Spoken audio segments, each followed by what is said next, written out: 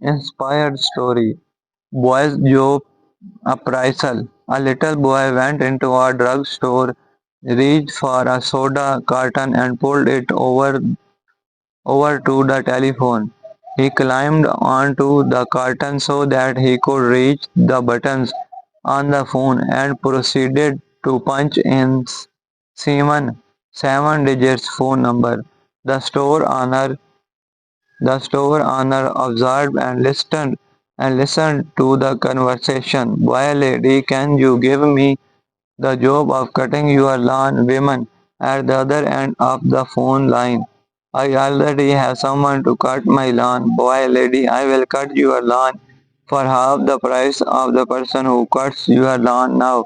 Women, I am very satisfied with the person who is presently cutting my lawn. Boy, with more perseverance, lady, I will even sweep your curb and your sidewalk. So on Sunday you will have the prettiest lawn in all of Palm Beach, Florida. Women, no thank you. With a smile on his face, the little boy replaced the receiver. The store owner, who was listening to all this, walked over to the boy.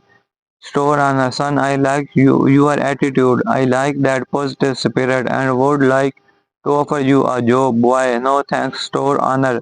But you were really pleading for one.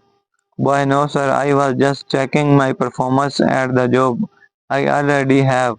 I am the one who is the working for that lady I was talking to. Moral.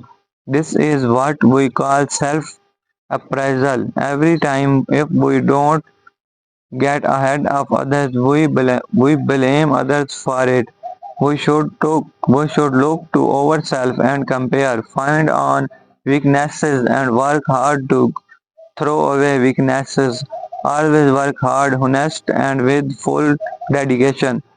It will always pay up.